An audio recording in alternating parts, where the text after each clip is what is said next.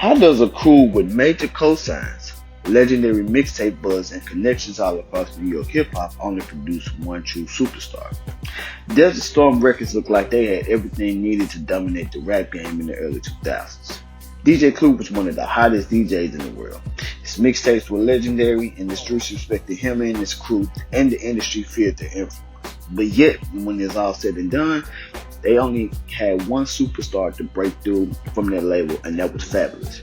And it makes you ask the question, what happened? With all that talent they only had one breakout star.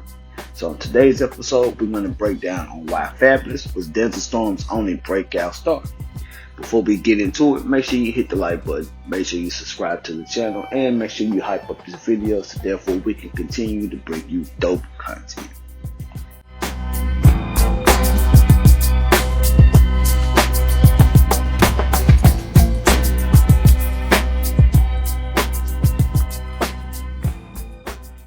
In the mid-90s, DJ Clue would make a name for himself by releasing his own mixtapes and being known as the DJ who had the exclusive songs and freestyles from artists all over the world, especially on the East Coast. Now, the DJ competition was top-notch back then. You had DJ Kid Capri, Funkmaster Flex, DJ K Slade, DJ SNS, Tony Touch, DJ Doo-Wop, Stretch and Barbito, and the list goes on and on and on. Now, Clue created such a masterful mixtape hustle, and he was really getting to the bag back then. And having your songs in the top slot of a Clue tape really meant something back then. You even had artists and their CEOs trying to pay Clue for certain spots on these mixtapes, but Clue wasn't on that type of time. It was all about how good your song was that earned you that spot. Now, heading into the late 90s, he would end up starting his own record label, Desert Storm Records, with childhood friends Skane Dollar and Duro, who was a recording engineer. Clue will also end up inking a deal with Rockefeller/Def Jam to release his debut album, The Professional. Clue also had a weekly radio slot on New York's Hot 97 radio station. And as Clue was working on his debut album in 1998, he'd be introduced to a kid named Fabolous who went by Sport by the time. And it was the infamous freestyle that Fab delivered with Nori on air at the Hot 97 radio station. That after the freestyle had the streets and Fab's name buzzing, Clue and the crew would sign him to Desert Storm, and he'll be featured on two songs on Clue's debut album, The Professional, which would end up dropping in December of 98, and it would end up going platinum by the spring of 1999. Now, as Fab is being featured on these Clue tapes, they're trying to shop him to different major labels, and by the fall of 1999, they would end up having Fab signed to Interscope. But unfortunately, that deal wouldn't last long because as they were working on Fab's debut album, Clue would have some issues with the label, so they would end up leaving, and this is how they would end up inking with Elektra later on. Now, doing this, Lil Mo was on Elektra at this time and was working on her debut album and will reach out to Clue to remix her song, Superwoman. And she wanted to have Fab as the rapper featured because she was a fan of his from the Clue mixtapes. Superwoman Part 2 would drop in March of 2001 and would help set up Lil Mo and Fabolous' debut albums for release. And people was also asking, like, who is that dude that's featured on that song? And it definitely created a mainstream buzz for him. His debut single, Can't Deny, would drop in the late summer of that same year, which was had the radio airways on smash, especially the video. Fab's debut album, Ghetto Fabulous, would drop on September 11th, which would end up being the same day as the release of Jay-Z's Blueprint album and also the World Trade Center terrorist attacks. Ghetto Fabolous would debut at number 4 on the Billboard charts and move 140,000 units in its first week and would be certified platinum by spring of 2002.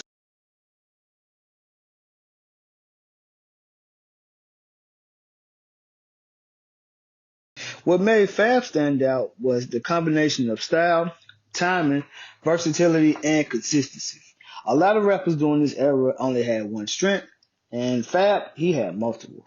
Now, of course, a lot of people felt like, Fab was like a copy of Mace, and definitely felt like he was a replacement for Mace after Mace stepped away from music. But, a lot of people just, they were fans of Fab. They messed with his movement, and then, they adapted to him. Now, what also played in Fab's favor is that he was able to give you that raw gutter stuff when it came to the mixtapes, but he also knew how to make actual songs.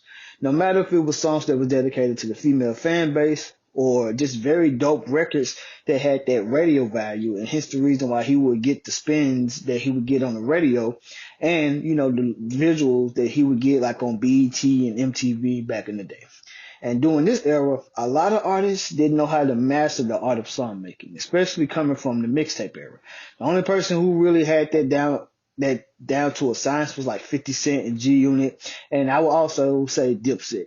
They knew how to, you know, give you what you needed on the mixtapes, but they also knew what to give you on the actual album, so therefore they can actually sell you an actual album. They knew how to do that. But also what played a huge part was that Fab was he's a marketable artist. He had that cool factor. Far as for the fitted caps, the jewelry, the fly clothes, the laid back confidence and persona. He looked like a rap star without appearing overly manufactured. And that's where back in the day you could tell a lot of rappers who really wasn't that. They was like trying to force themselves to be something that they wasn't when it came to, I guess, the quote unquote rapper starter kid. And Fab, it was just him. A lot of fans wanted to dress like Fab during those early 2000s, man. It was like a lifestyle branding. And also, what really made Fab stand out and what made his career, have this such longevity, Fab knew how to adapt to all different eras. Far as he came from the heavy mixtape era, and then in the ringtone era, then the blog era, and the streaming era, where he still makes a lot of noise and people still look forward to his new stuff. I think Fab is in his mid 40s, and if he drops something, people are going to listen to it. People want to hear from Fab. Even with the little freestyle that he just recently did, people still are waiting to hear from Fab. So that's what made Fab stand out in as far as an artist, and made him stand out as like the only superstar that was on Delta Storm.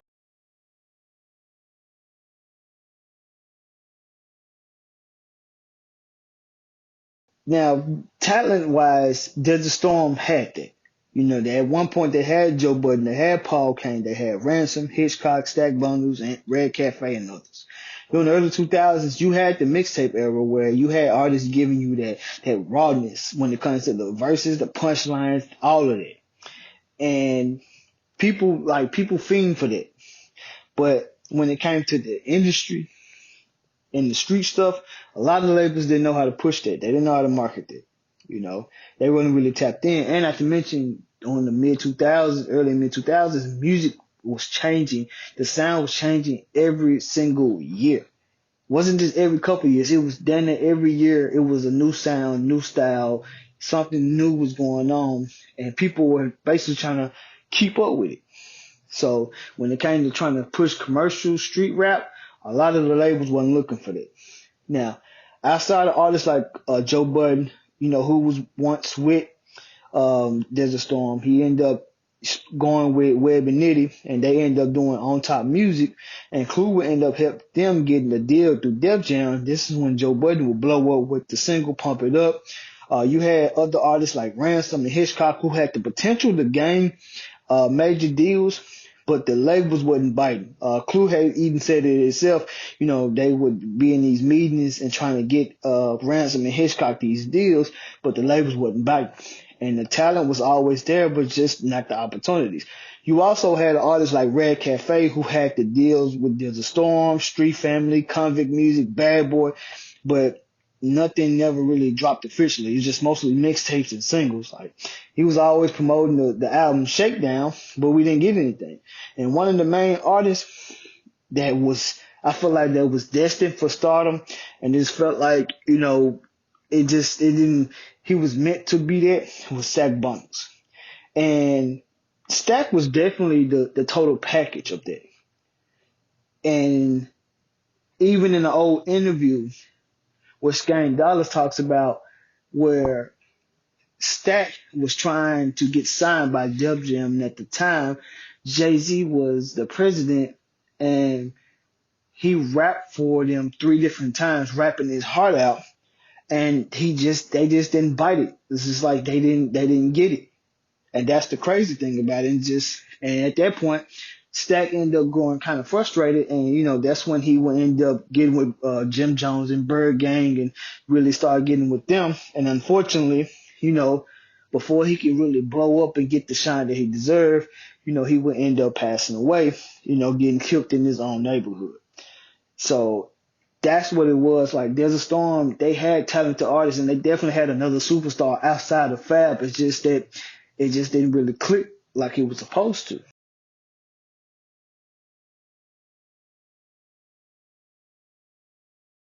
Now, if you would go look at the discography, as far as the list of all the albums that came out on Desert Storm, it's only been Fab, DJ Envy, and Clue who have dropped, actual real retail projects under the label.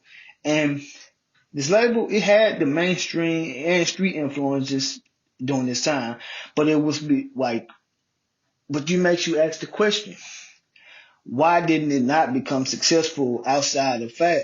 Like, was it because, they relied on Clue too much? Was it because they looked to Clue to gain the deals and the brands and use his influence as far as what he, had with the streets and with the radio and mainstream? Uh, you know, Fab, he branded himself outside of DJ Clue, which played a huge role in his longevity. And not to mention, as the years continued, Clue wasn't looked at as the powerful DJ like he once was. Like, far as, leading into the late 2000s, going into the 2010s, he took a step back. And at this time, you had DJs like, DJ Khaled and DJ Drama, who was really taking over. Like they was really killing it far as with the albums and their own artists and stuff like that, running their own labels and their own movement. So by the late 2000s, going into the 2010s, Clue wasn't really a factor anymore. He was more focused on the business ventures he had outside of music. But you can never take away from Clue's legacy and what he's done for the game and what he's built. But it's just a simple fact that I've always wondered that why did Desert Storm never produce any of the superstars? Like, was because, was it the window of opportunity? It closed too quickly or anything like that? I don't know, man. But y'all let me know in the comments what y'all think. Why the reason Desert Storm only had one breakout superstar on their roster, man, for when it comes to their label, man. But hope y'all enjoyed this video. Let me know if you want some more dope content when it comes to subjects like this. Let me know in the comments, man. Make sure you like, subscribe, and hype up this video, man. I'm your boy Mouse, and I'm out.